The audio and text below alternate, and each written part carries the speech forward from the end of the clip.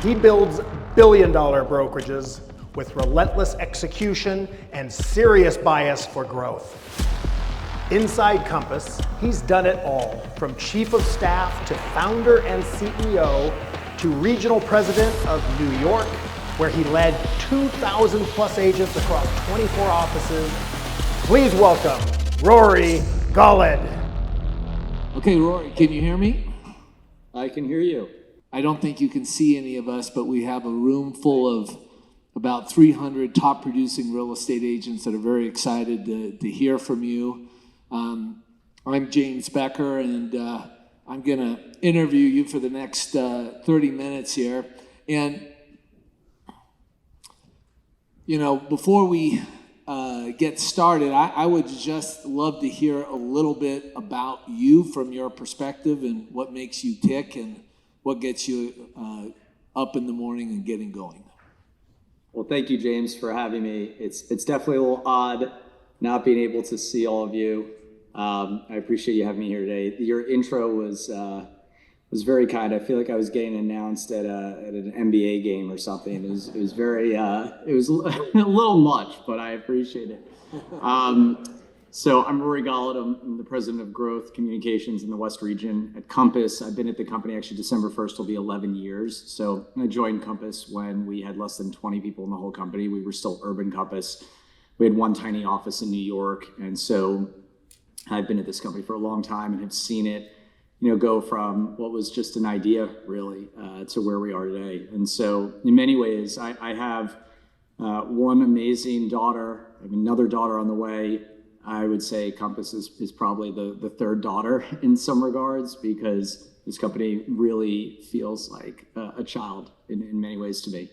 You know, as you shared in the bio, I've done a lot of jobs here, had a lot of different roles. What makes me tick? You know, look, I think two things. I think one, I very much love what I do. I consider that something I'm very fortunate about. I love getting up in the morning and going to work. I work 24/7, 7 days a week. I don't take days off. And I don't say that as a burden because I love what I do. There's no part of me that doesn't get excited to be at this company and every single day push to move forward and try to do more. Some of that is the industry we're in. Some of it's the people at our company. I have incredible relationships with and respect. A big part of it's our agents. I think when you can be inspired by the customer or the client you support, it's a lot easier to do what you do. There are a lot of companies and businesses that produce goods and services for customers that they never see, they don't know, or in many cases maybe don't inspire them. You know, for me, the vast majority of our agents are people I know on a pretty deep personal level. These are people who I've known for a decade plus. They're people I've grown up with in some regards. So that creates a lot of responsibility, but I think responsibility is motivating. And I'm sort of pre-wired as an entrepreneur and someone who just every day wants to try to get better and is highly competitive. So that's sort of what makes me tick. That's great. It is super competitive, and you being in the position that you're in and with the company that you are helping to run and to shape, I'd like to get some insight from you on how you see the housing market evolving over the next 12 to 24 months, given the interest rate trends, which seem to be teasing, but certainly not going where we want them to go, the inventory and all of the demographic shifts, such as people staying in their homes longer, those types of things.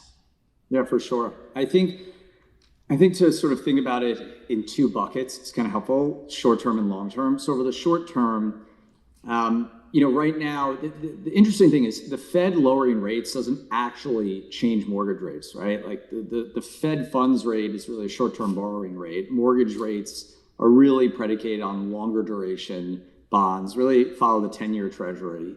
And so the 10-year is more influenced by economic factors, inflation, government spending. certainly a Fed tightening cycle is not going to drive mortgage rates to go lower. But a lot of the Fed moves in terms of bringing rates down, some of it's been really baked in. Now, there could be some upside surprises in a good way for us if the Fed is more aggressive. But really, for rates to come down further, you need a couple things to happen. You need the Fed to continue to do what they're doing. You need inflation to not re-spike, which after the cool CPI today probably indicates that while inflation's not going down as quickly as people might have hoped or wanted, it doesn't seem like there are upside risks as much anymore. For a long time, people were saying, well, it's going down, but it could jump back up, right? You think about the tariff stuff back in the spring, things like that. There was always something around the corner where people were saying, well, rates could go back up. So that seems to have cooled. You really need the term premium and that spread to consolidate and come down. The government is trying to do some things around bringing that down. The Trump administration is trying to see if there's ways they can sort of actually push Fannie and Freddie to try to bring down some of the costs that are associated just with originating mortgages in this country. And you might see more competition amongst lenders for borrowers, which would push rates down. So you hope that we're going to get a little movement there. Maybe we crack 6% on the fixed 30-year, which means for, look, jumbo borrowers and super jumbo borrowers, a lot of our business is really done on the high end. Right. You're already at fives. I was talking to an agent the other day who was a buyer who's buying in Connecticut and spending about $5 million. They're getting quoted at 5.2. If that person has a relationship with a bank or a private wealth management firm that's associated with the bank, they probably could even get into the high fours. So you'll probably see a little more there, but not too much more. And with a lot of demand still there and not much supply, I think the market will kind of chug along a little bit. I'm hopeful next year is going to be better than this year. I mean, we're probably at around 4 million homes sold on an annual basis, which again is the lowest we've seen since 1995 when the population of this country was 20% smaller. So I don't think 2026 is going to be this breakout incredible year, but I think it will be better. My guess is probably 8% better than this year. I think it takes till 27 and 28 until you see the housing market start to really come back. And the thing I focus on is how many homes are sold in this country. If we can get back to the sort of 30-year average, which is 5.2 to 5.5 million homes traded, this business will do incredibly well. We're at 4 million now. So getting to 5.2 to 5.5 is a pretty big jump. I think on the longer term, what is happening right now is you have this sort of once in a multi-generation demographic shift where you have the biggest number of home sellers entering their prime selling years being baby boomers. And then you have the biggest number of home buyers that we've ever had, millennials, right? It's the biggest number of people who are entering prime home buying years, who are gearing up to start buying really over the next 10 years, and baby boomers who are gearing up to start selling. And so what should happen, and again, it seems like every day all the old sort of paradigms are no longer repeating themselves, but what should happen is that exchange between those two huge demographic groups should lead to about a decade of a lot of transactions. You add into that the fact that you have about $70 trillion of wealth that baby boomers have that will pass down to that generation. And usually when money is passed down like that, real estate tends to be one of the asset classes it gets put into. So I'm very bullish over the next 10 years. Over the next year, I'm a little more cautious, let's say. Yeah, I must say you do a great job not being able to see us. You're acting like you can see us. So I'm nodding along, like hoping you can see me nod along as you're doing a great job. In my mind, I'm anticipating and projecting what that room looks like. So, yeah. We've had 3 really tough years, and we have a lot of pent-up demand for either buying or for selling. And Mark McMaughlin, that you're associated with, always says you can only constrain the housing market for so long. Do you see some of that pent-up demand being pushed out into action this year? I think you're seeing a little of it start to come through, which is why we're starting to see some small signs of improvement. So that, I agree with him. He's right. The question is, though, is the housing market right now actually based just off of the need to buy versus those who want to buy?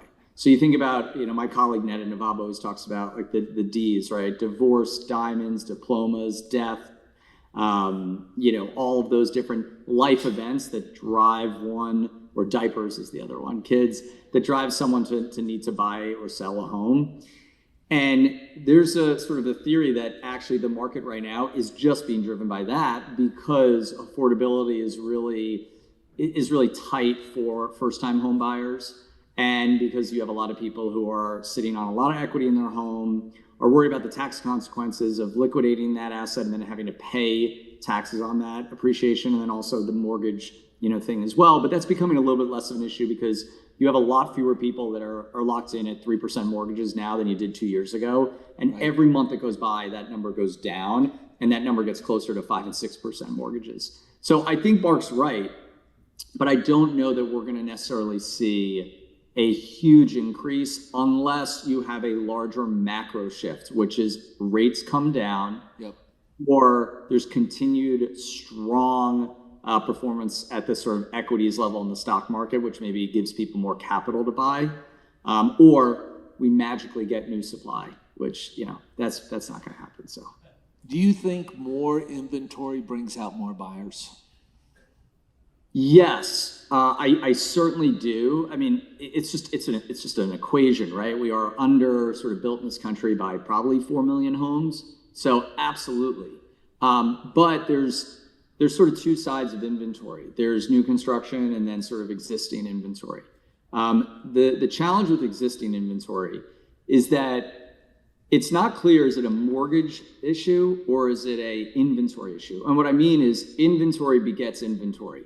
So a lot of times, a lot of sellers are saying, well, if I sold, what would I buy, right? If there's no supply on the other side of the trade, then there's not an incentive to sell. So you have a lot of people who are actually not selling, not because of their mortgage rate, because they're like, well, where would I go? And that's driven by, one, affordability, right? It used to be, great, I can sell my house in New York and I can move to Florida and I can, buy a great home, save money, pocket the difference, and be in a great place. But now that home in Florida is way more expensive than it was years ago. And so, you have that dynamic. You have the fact of, well, where would I go actually? Are there enough homes that interest me? And then you have the mortgage side. So absolutely, I think more inventory would create more demand. It's why I don't see a recession, in the immediate future. But if there was one, I don't actually think it'd be a bad thing for our industry. Because what it would do is it'd unlock a lot of supply. Yep. It would only curtail demand a little bit. And I think of it this way, as an agent, if I said to you, I'm going to increase supply by 30%, but I'm going to reduce your pool of buyers by 15%, I think every agent would actually, or reduce your buyers' capacity for purchasing by 15%, I think every agent would take that deal because we probably have more demand than we even really know what to do with, but less selection for that demand. Yeah, I agree with that. I think as we have more homes come on the market, there's more opportunities. Some price softening, I think, is certainly healthy with the affordability issues that we have. I want to ask you a question that might be tough to answer as the humble servant you are for the company that you run, but you're basically now potentially the number 2 guy in the largest real estate company in the world. Can you share some of the principles and values that you hold and practice your leadership that has given you this amazing and heavy opportunity for you? Yeah, well, when you say it that way, certainly it's a lot of responsibility. Luckily, I've got some amazing colleagues that I share that responsibility with. I think there are a few things. One, I'm very much into coaching and personal development. I've worked with an executive coach for a long time. I've worked with, in my career, 2 amazing executive coaches. And a lot of what I've picked up from them is sort of what kind of drives me in terms of how I operate. I'll share sort of a lesson from both of them. One of my coaches, he talks a lot about this concept of creating clarity and context and certainty. Effectively, context is the most important thing. Context is actually what we're good at. So you think about it, think about sports, right? So I'm in New York right now. Think about Eli Manning. He was a 2-time Super Bowl winning quarterback for the New York Giants. But Eli Manning was not an amazing athlete. If you put hockey skates on him and gave him a hockey stick, he'd probably slip and fall on the ice, and you'd be hard-pressed to find anyone and say, that's a professional athlete. What he was good at was not being an athlete. His context is what he was good at. He was good at throwing a ball of this size across a field that's 100 yards, that's X wide with 11 people on each side. And so context is what you're good at. So you got to find the right context. It's why some people can be amazing in one job and terrible in another, or amazing in one company and terrible in another. And then once you find the right context, clarity is the goal. You're constantly searching for clarity. Companies and jobs are essentially confusion creating machines. Every day we all wake up and basically we're just hit with confusion. And those of us that can create that confusion into clarity, move fast, execute, win, whatever sort of description you want to use. And so our job is to try to create clarity and seek it and find it. And actually certainty is the enemy, which is very different than what we're all taught. We're all taught certainty. Like, have strong conviction with something, know the answer. Everyone should know every answer, and your answer should always be right. But actually, if you're certain, usually you're wrong. You see this all the time in people management. You'll have someone on your team, and internally your own dialogue will be, that person's an idiot. They just don't get it. That's your certainty. But are they an idiot, or are they not clear what success looks like? Do you not know actually what success is? Have you not defined for them clearly what you need? There's so many different ways to look at it. And so then you start asking, well, actually, my certainty is actually getting the best of me. It's not that they're an idiot. Maybe there's a different answer here. And so constantly looking for that clarity and trying to create that. And I think in our business, I talk to agents all the time about this. I do that for our employees, but I tell agents all the time, do this with your clients. So much of, think about a transaction, buying and selling a home. It's a confusion generating experience. There's confusion everywhere. Our jobs as agents is to create clarity in that confusion. And that's sort of using that as the principle will sort of get you always to the right outcome. Another thing that one of my coaches always talks about is this idea of going to manual, which is when you get triggered, when something gets you, whether it's good or bad, either something happens, someone says something, there's an outcome you don't like, and sort of your brain just takes over and sends you into a bit of a tailspin, or the reverse, something amazing and you're sort of all in on it and you put the blinders on. The best thing to do actually when you get in those moments is go to manual and get off of autopilot. And going to manual means, hold on, let me step back, let me ask myself and give myself a second here. Is what I'm seeing actually as I interpret it, or is it something different? What preconceived notions do I have that are causing me to get all spun up about this? And is there a different way to handle it? The saying "sleep on it" is not a saying by accident. Like there's real science behind this idea of actually like sitting with a decision for a little while. And so I tend to try to lean into those two things really, and then sort of hope for best when it comes to everything else. Hope's a good strategy, I think, sometimes. Okay. Yeah, well, there's also the saying, hope is not a strategy. Right. I've actually used that myself. So, these things can go either way. We do the best we can, and I think luck plays a big role. If you listen to Charles Munger or Warren Buffett, they say luck plays a big part of it. From your experience, what separates agents and leaders who grow consistently? I mean, you've been around this for 11 years. You guys have some terrific big-time agents. What separates them from the people that are on the roller coaster ride of feast or famine? Yeah, I would say a couple things. One, I think those that obsess over creating great process and structure in their business are always going to be happier, and they're not going to feel like they're on a roller coaster. I was talking to one of our top agents in California, Dana Green, who's a perennial top agent in this country. She doesn't work weekends. Why? Because she's built incredible structure and process into her business. And to some people, as I say that, they're probably like, oh my God, it's terrifying. How could I not work weekends? Well, if you actually spend the time and build the infrastructure, you can do it. And I think oftentimes, and I do this too, we get so caught up in the work of our day-to-day, just keeping pace, that we never actually stop to try to build machines, as we call them, and structure that can just alleviate some of this constant roller coaster rat race stuff.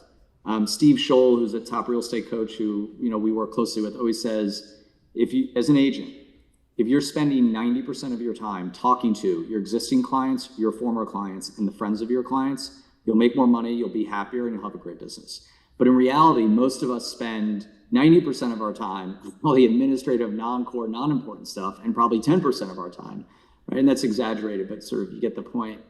And so I'm always sort of preaching that concept of how do you make sure you build structure around yourself so that you can spend 90% of your time doing what you're best at.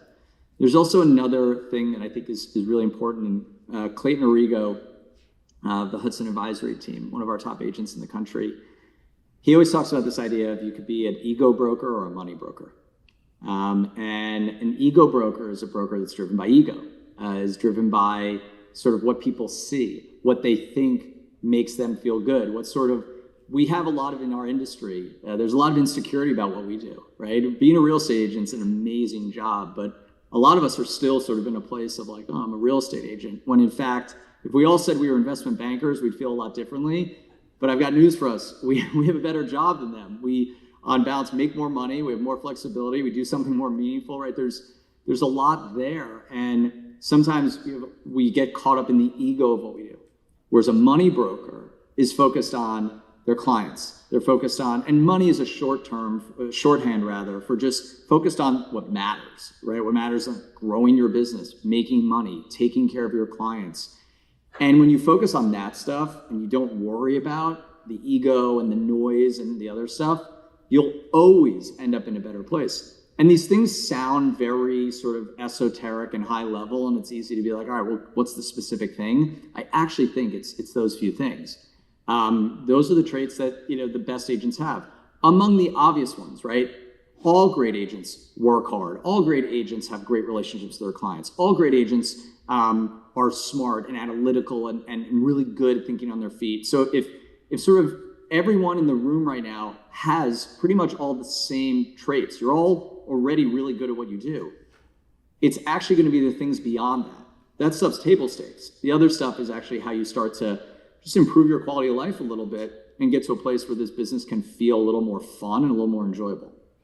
When I meet really successful people, I am really surprised at how down-to-earth, generous, and kind that they are, where you would think the opposite, and you seem to be a good example of this. And would you say that that's a common trait of your top agents, that they're kind, they're down-to-earth, versus this high-powered and stingy kind of mindset where there's scarcity versus more of abundance? Can you just talk about that for a moment? I couldn't agree more, but I think a lot of it is sort of where the behavior that's modeled for us, right? When we're sort of in our formative work years, like what behavior is modeled for us? I've seen agents, I know a number of top agents at Compass who relish in telling their clients not to buy things. I was talking to one the other day who had a client who was trying to buy a $25 million home. And the agent said, do not buy this home. It's not for what you want. It's not the right home. It's not actually worth that. And they were trying to gear him to buy something for 15. So a $10 million swing. So they're actively telling their client, do not buy this property. And why? Because they're not doing it just about money. It's about being humble in the job of advising someone.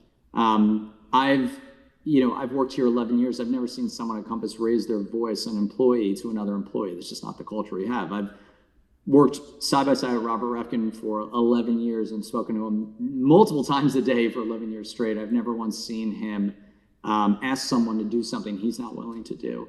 A lot of it's just sort of what's modeled. And I think, unfortunately, our industry models sometimes the wrong behavior. Agreed. What we see in pop culture, the depictions of our business in the public are very different than the reality. And what we see about our business on social media is oftentimes the wrong impression of what it's all about.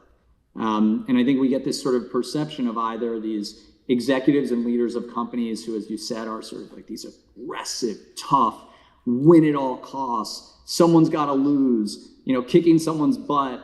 And then, agents who are like same thing, like crushing the agent on the other side of a deal, like, wheeling and dealing. And actually in reality, when I talk to our successful agents, that's not at all what they are like.